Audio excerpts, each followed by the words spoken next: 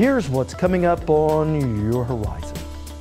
Well, Thanksgiving is a favorite holiday for most families, and that can often mean travel headaches getting to Grandma's house. Today, we'll begin our show by focusing on those who keep our roadways both safe and efficient. Traffic incident management systems has brought us a long way in the state of Oklahoma. With Christmas now just right around the corner, we take a look at the industry that makes sure Santa's sleigh is always on time. If they say we need you there between 6 a.m. and 11 a.m., that's what they mean. And we end our day riding in style thanks to an Oklahoma business that's become a highway star. Stay with us for Oklahoma Horizon. Oklahoma Horizon is made possible by Career Tech, a job for every Oklahoman and a workforce for every company. With additional support from the Oklahoma Department of Agriculture, Food, and Forestry.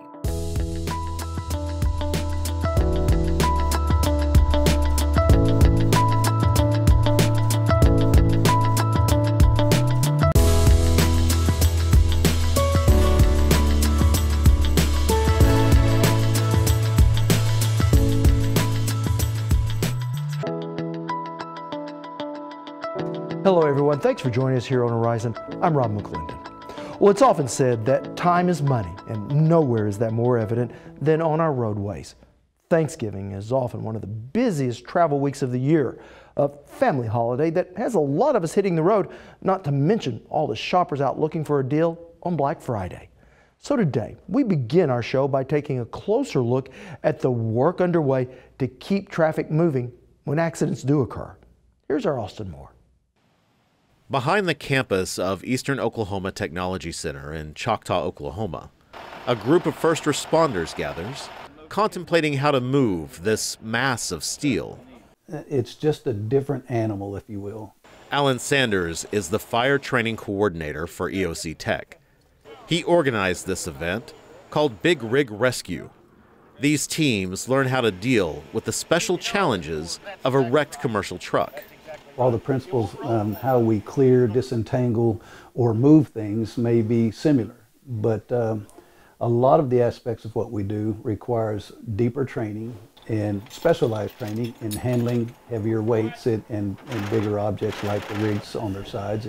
The goal of this training is to turn what could be a head-scratching effort of blunt force into a coordinated ballet of crumpled steel. If I could reference a pit crew on a NASCAR, you see somebody putting fuel in that vehicle while somebody is changing tires and adjusting the chassis. They don't wait for each other to get done.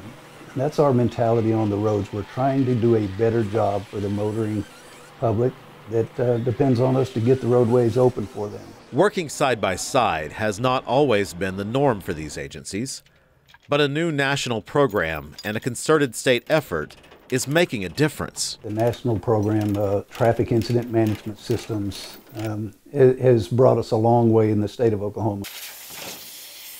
We get all of the response agencies and roadway workers in a room, and we talk about some of the awareness needs and some of the practices that we're looking to get to as best practice for managing incidents.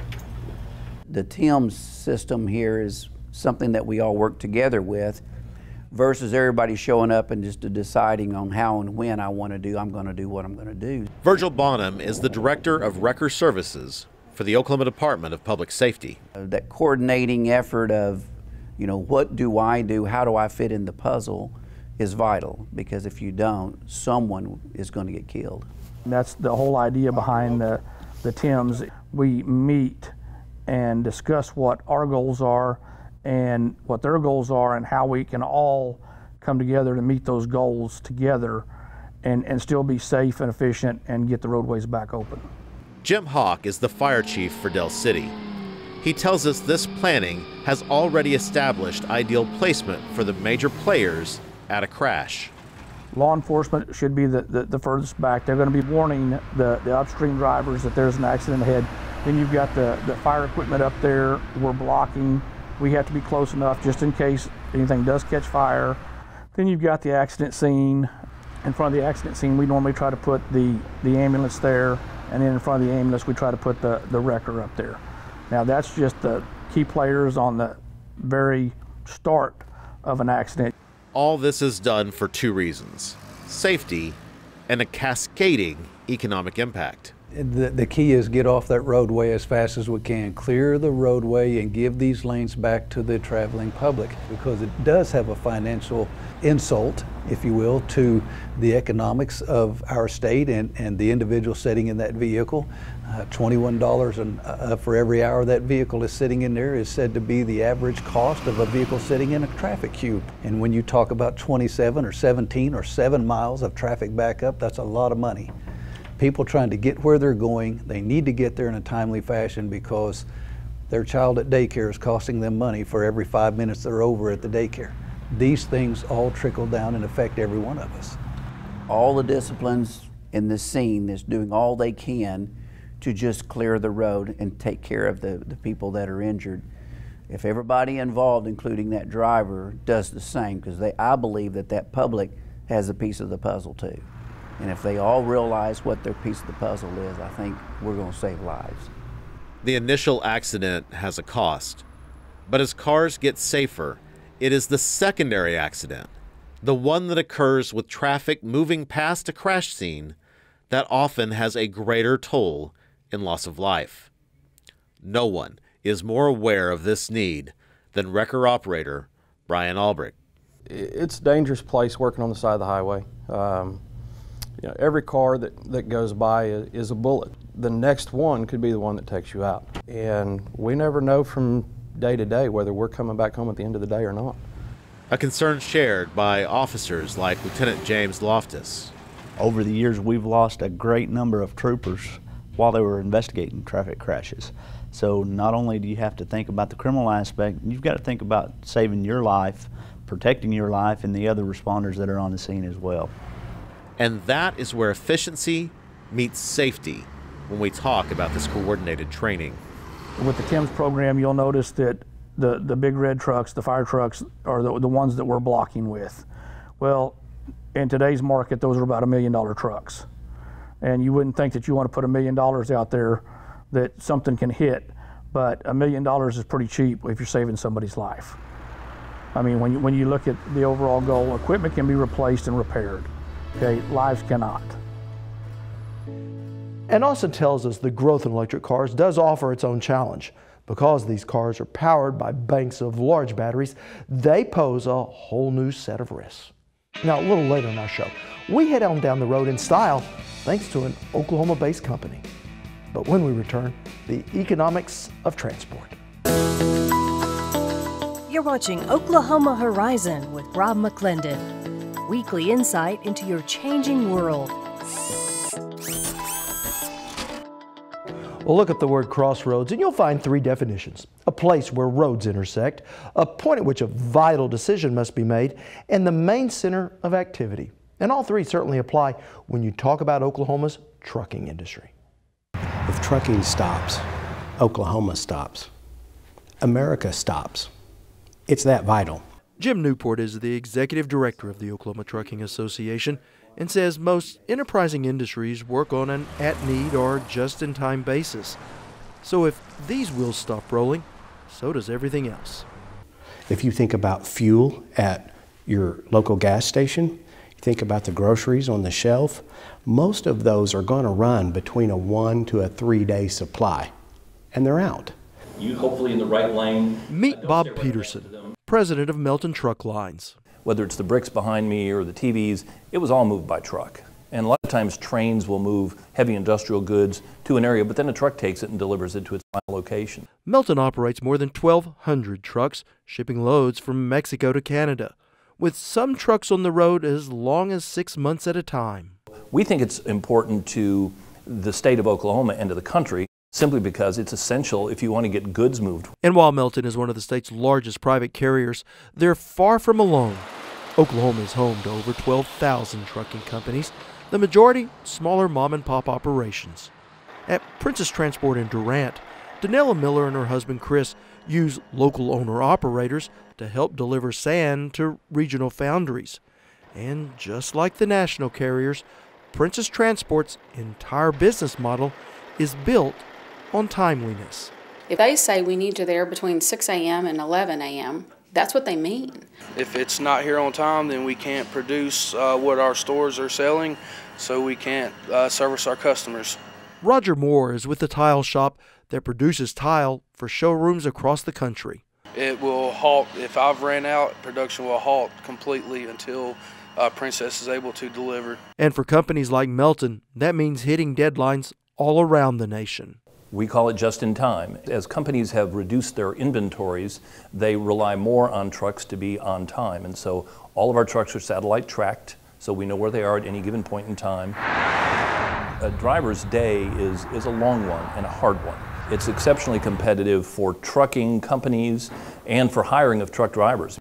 Which is why Melton has an entire staff of recruiters, hiring only one of every 200 applicants. My biggest business challenge today is finding safe, reliable truck drivers. And he's not alone.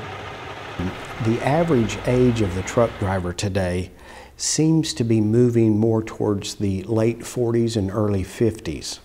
So their longevity, particularly if you add in any kind of health issues, and we hope not, their longevity is somewhat limited. So the recruitment of new drivers, fresh blood if you will, is a real challenge. So we're looking for drug-free, we're looking for safe driving records, we're looking for dependability. I would definitely say basic math, locating information, reading comprehension, those are all really important. But in addition to that, they also need good customer service skills because they're in contact with our customers every time they bring a load. Well, and I refer to them as life skills because there's nothing soft about that. Good work ethic, being dependable, being responsible. Good truck drivers need to be patient. You know, if you can imagine driving an 80,000-pound rig in today's traffic, in the snow, you have to be patient. If you're the typical guy that honks a horn every 5 seconds, you're not going to like being a truck driver. Not to mention the hours. And the job is hard. You're gone from home for 2 to 3 weeks. And how do you maintain a marriage and raise children and all that kind of thing? You can make good wages as a truck driver. It comes with some price, and that is time away from home. So that's kind of a rub with family, and everybody knows it. So it's not necessarily an easy life, but it pays well. A life on the road that's not for everyone, which is why some truckers choose to work for short-haul carriers, which takes us back to Princess Transport. What makes that so special to us is that we can provide jobs, truck driving jobs, here locally in this area, and also come back the same day to where the driver is able to come home and on a regular schedule instead of over-the-road trucking, which they're out for 2 or 3 weeks. Our employees are here locally. They live here locally, and they get to come home every day. And so that's a very special thing. They can take a load or 2 loads a day and be home in the evenings and on the weekends. Family is a huge focus for us, and we try to work with our owner-operators so that they can spend that quality time with their family in the evenings and on the weekends, and that's worked out beautifully for us. And earn a living that is more than $10,000 above the state's median income. The wages related to all of the trucking industry, that's going to be everybody, truck drivers, shops, the whole bit, is going to be north of $3.2 billion with a B, billion dollars in the state of Oklahoma. That's 2012 statistics. So in order to keep that economy moving, we're going to need drivers. Projections are the trucking industry will grow between 20 and 30% over the next 10 to 15 years. Think about that. Think about the trucks that are on the road that you see right now today, and add roughly a third more. I'm rounding up, but if we say 30%, let's add a third more in the next 10 years. That means consumer demand is still going to grow. Hopefully the economy will grow with that to meet that demand, but that's going to be more trucks on the road, more drivers, more jobs. So workforce is just a tremendous issue. Where do those people come from? What could that mean for our infrastructure in terms of highways, bridges? To give you a little bit of perspective, trucks and the trucking industry will pay, I'm rounding up, 40% of all road use taxes. It's 39% something, so I rounded up. They'll pay 40% of all fees that are paid for infrastructure. Yet they represent about 2% of the registered motoring public. We're paying our fair share. In fact, some trucking companies like Melton would even like to pay more. Actually, our industry has been in favor of raising the diesel tax for years. The United States Secretary of Transportation was here with Senator Inhofe, and I said, please raise my taxes. Because the roads in many cases are terrible. And so it's two things. It causes congestion, which adds to pollution, which makes my driver's job less desirable. And it makes us slower in delivering our goods. And so we're big behind infrastructure. I'll give kudos and credit to the state of Oklahoma. They actually started an aggressive infrastructure building process well over a decade ago now. And much of the nation has now been trying to follow that. So kudos to Oklahoma. We still have a long way to go, but we're ahead of the curve nationally. So that's a good thing, and that is important, I'll say it again, to the trucking industry and to all of us as consumers. Well, a proposal to increase Oklahoma's fuel taxes was rejected this past legislative session. In fact, the bill never even came out of committee. Oklahoma's fuel tax is currently 17 cents per gallon for gas and 14 cents for diesel. Now, the proposed bill would have increased the taxes on gas and diesel by 3 cents a gallon and would go uncollected if fuel prices rose above $3 a gallon.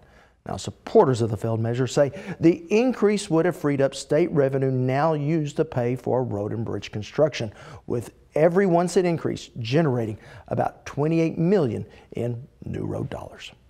Well, Oklahoma is currently tied for third for the lowest fuel taxes in the U.S., and that certainly helps Oklahomans enjoy some of the lowest fuel prices in the nation. But it does come at a cost. In fact, you may feel it every time you get out on the road. A few years back, we brought you a story about the impact inflation and technology is having on how we fund our roads and bridges, and it's still just as true today. America, can we afford the road ahead? Let's look back to see where we're going. In 1980, all those preppies, valley girls, and yuppies drove about 18 miles a day. They already complained about traffic. But over the next 32 years, more cars and more drivers joined them on the road, driving more miles on basically the same roads they did in 1980. Here's the fact. Today, we're driving nearly twice as many miles as we did in 1980, but we've added only 6% more miles of public roads. We spend more than twice as much time in traffic. That makes us less productive. Cars that stand in traffic burn more gas, adding to pollution. Those overworked roads break up and damage your car. As for the future, by the government's own estimates, we're short in keeping up with the roads we do have. It would be like driving the same car you did in 1980 and not keeping up with all the repairs. Now, if you'd like to see how we stack up with other states and other countries when it comes to fuel taxes, I do have that streaming under our value-added section, as well as Bob Peterson's best advice on keeping everyone safe when sharing the road with the big rigs, all at okhorizon.com.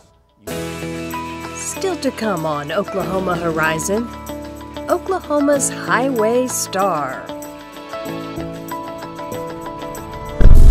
But first, keeping the wheels of commerce moving. Well, to keep the big rigs on the road, it takes mechanics, and it's a job that pays better than the average starting salary for most college graduates. But it is an industry where recognized certification helps a lot. That's why we sent our Courtney May to the Catocala Tech Center to see what it takes to become a diesel mechanic. It's an industry where the need for workers is always growing, and having an industry-recognized certification is becoming expected for employees. And Oklahoma Career Tech is helping meet that need. I started out in mechanics as a diesel mechanic about 2 years ago, and I wasn't really at the top of my field, so I thought I might come to Catocala Tech Center and take their diesel mechanics program. And I've got 3 certifications for the state of Oklahoma, and now I have 4 student ASC certifications. Brian Stewart is an adult in the diesel mechanics program at Catocala Technology Center. And he says This program saved his career. I know that with the knowledge I've gained here, anywhere I go, I'll be able to find a job, and I know that I'll be confident in my work whenever I do get a job, that I'll be able to perform as I'm supposed to. And diesel mechanics instructor James Jackson says good technicians are in high demand, and this program even allows high school students to take classes while working in the industry. Most truck shops are open 24/7. That enabled them to go to school and work. And they just picked the classes that they really needed that would help, that they could add to their resume to help them move up in their job. And one more thing employers look for on a resume is a commercial driver's license, or CDL, and a student can get this training at Caddo Kiowa Technology Center. That CDL, it gives you a step up, another certification that makes you employable. There was a gap there that mechanic understands the vehicle a whole lot more, and like I said, can also go out and test drive that vehicle to see what's wrong with it. Students are learning in a hands-on environment while applying what they're taught to real industry issues. It's more than just a classroom. I think that's one thing we do here in Career Tech. We educate the mind and the hand, not just the mind. When we return, riding in style and a Newell coach. Horizon is at your fingertips. Join us on Facebook, Twitter, and YouTube to catch the segments you may have missed and our latest new content as it happens. Finally today, there's nothing like a good road trip as we head into the holiday season. But what if you don't want to leave your creature comforts at home? An Oklahoma company has been making that possible for the elite for several decades now, turning the concept of a motorhome into a habitat for the highway star. Blaine Singletary shows us how they're made. You've seen them on the roads, in the pit at racing events, and perhaps even at the campground.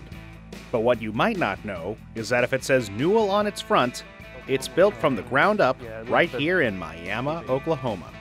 Well, Newell Coach is a custom-built motorhome built on our custom chassis. That's Patrick Dwyer, Vice President of Sales for Newell Coach. Thanks to that custom chassis and other parts custom-made right here in this shop, Newell can build their motorhomes exactly as the client wants them. Everything we do here is custom. We sit down with the customer for a few days, they spec out the motorhome, we tell them the limitations, they make the decisions, everybody signs off on it, and we put it into production.